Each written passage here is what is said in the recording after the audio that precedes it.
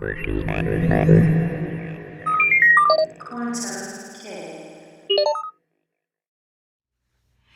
Reflections! I am so excited today. So much awesome stuff is happening. The month of March is going to be just absolutely awesome, and I'm super excited about it.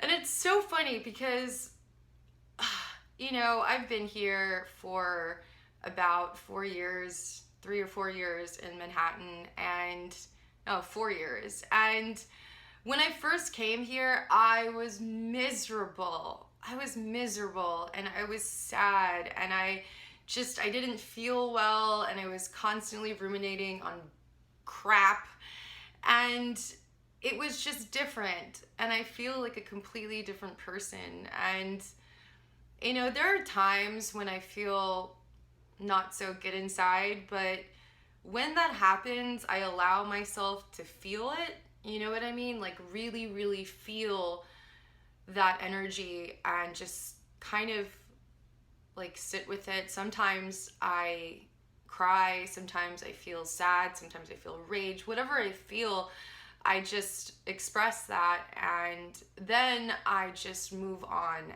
and I talk to myself. I tell myself that I can get through this.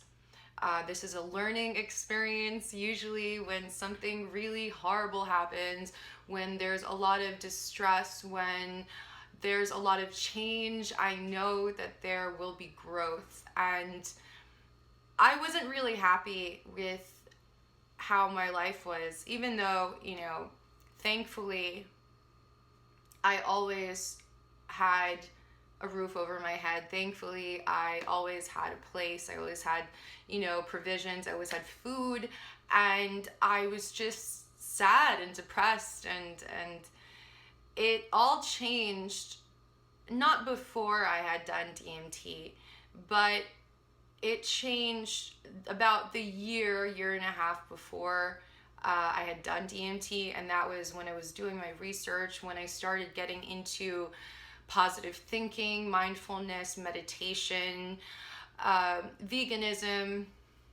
Don't kill my vibe, like it's really when I started just becoming more mindful of where I had focused my attention. Because I think, like a lot of other people, I was listening to a lot of podcasts. I was mindlessly watching YouTube videos, and everything that is around us is energy.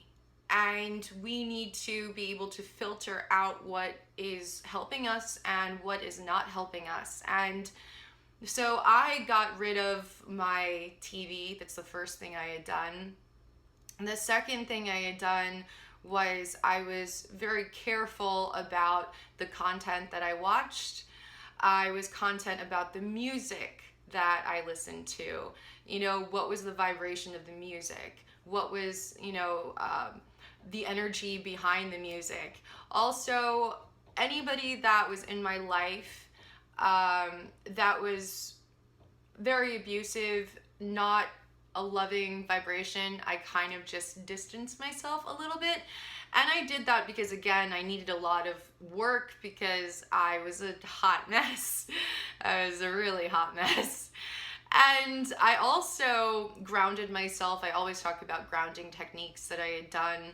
I went earthing. That's when you walk on the dirt in a park or anything like that. I used to do that in the park a lot, maybe on my lunch hour or whatever. And I would just take off my shoes and I would walk and I would meditate, and that would really, really help me.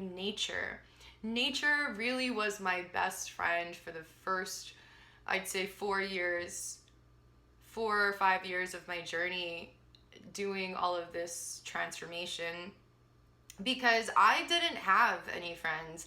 I went from being this party girl that was all over the place, and I was very unconscious, to a person that had just let go a lot of attachments, a lot of things, a lot of people, and I was alone. So for a person with anxiety and these ruminating thoughts about negative things, I had to ground myself and I had to just shift my vibration, and I use nature. I started planting.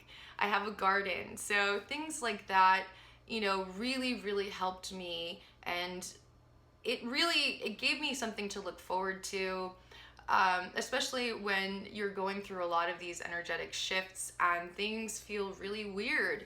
So I just focused on just a more positive vibration. Even it's not just like, talking about it, because there's not going to be really any change unless you actually do it. So when I have difficult people, and I have difficult people all the time, this happened just on the weekend. I was, I have cool style, like I like to wear geometry and stuff. So I'm wearing, one of my hoodies, and I'm wearing some really cool star leggings, and I'm, just walking down the street. I'm gonna get something to eat. It's a Friday night. I'm just chilling, and I walk outside my door, and this guy grabs me, like literally he grabs me, and the first thing I want to do is, you mother F, with, whatever, like how you would react. But then I said, okay, this is a test, and I have to do what is right for me and protect myself, but also be mindful of the energy that I'm putting out. So, there was a clothing store, and it was like right next to my house, and they invited me in. Apparently they were just hanging out there, and this guy was drunk and high, I'm pretty sure, on some weed or something, and I just didn't want to deal with it. But I first off respected myself, and I realized, number one, why I don't drink anymore. Oh my goodness, the silliness that was coming out, the unconsciousness, there you go, the unconsciousness, not even the silliness, but the unconsciousness, and me being a super alert person, being to read everybody in the room, and also, being conscious and not drunk. It was easy for me to just like be mindful, but at the same time take no shit, which is what I say a lot, because I think, people think that just because you're spiritual, you have to like be super nice all the time. And, it's sometimes you have to be firm. And I know that I go through that a lot, especially, where I live in Manhattan. There's not, a day that doesn't go by when, somebody will come up to me, and I am like just, I don't like confrontation at all. So I'm just respectful, and I just say, no, leave me alone, and I just walk. And it's happened like in raves, just anywhere you could possibly imagine. And it's just always, even in that moment where I want to just get, be nasty to someone, I think, what am I learning from this situation? So whenever anybody pisses me off, when I feel that resistance, I realize, okay, I have to pay attention to something. You know what I mean? So that's basically what I'm saying. Just being mindful every single hiccup. I remember after DMT, this man almost ran me over with his car, and that situation showed me so much about that other person, and so much about compassion. And I realized, man, this person's life must really suck, that they're in such a hurry that they'd kill me, to make this light and potentially kill a person. That's how much anger there was in that person. The same thing when that person tried to grab me. This person was super unconscious, trying to escape.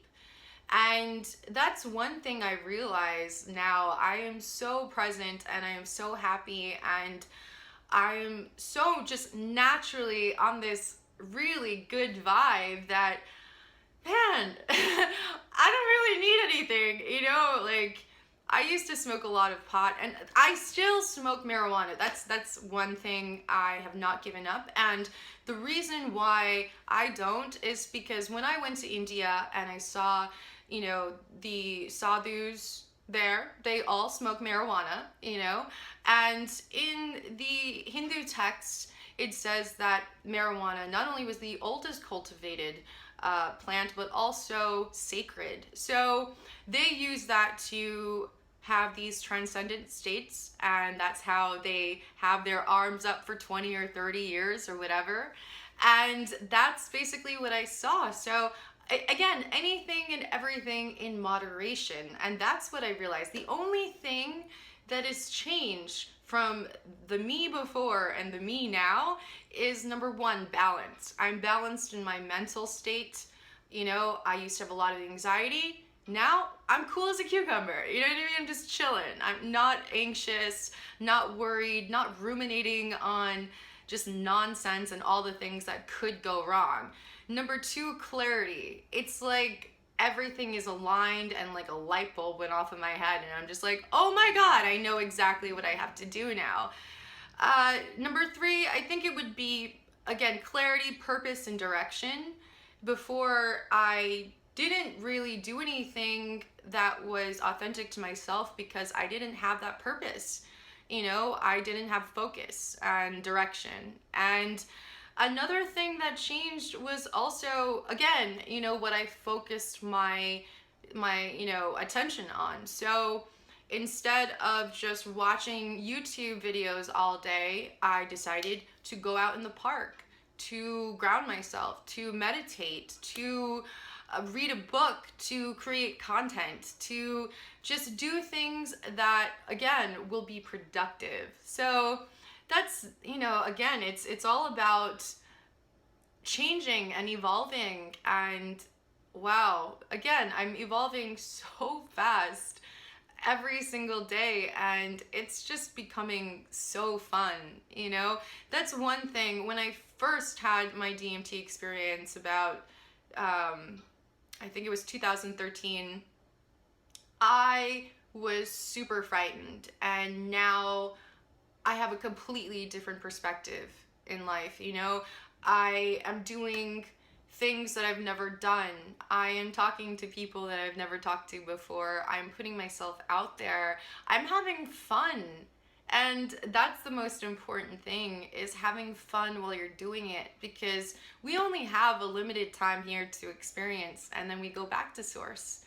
You know, everybody thinks that it's going down the rabbit hole, but to me, it's going into singularity. It's going back to where we came from, and it's going back to singularity. And that's, you know, that's why I try to live the fullest, happiest life possible, and I'm so thankful. And that's the thing, man, I was so ungrateful for my life before. I was so ungrateful, even though I had a roof over my head, even though I had food, even though I had, you know, peace. Well, I didn't have peace of mind, but I had all of the, you know, things that should make you happy, but I was still so unhappy. And today I am so happy.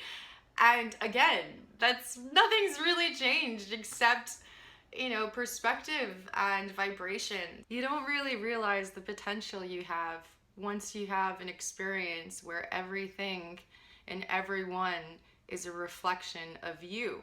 Anyway, reflections, I hope you're having an awesome, awesome, awesome day. Hey Reflections, if you like this video, please like, subscribe, and check out my other videos.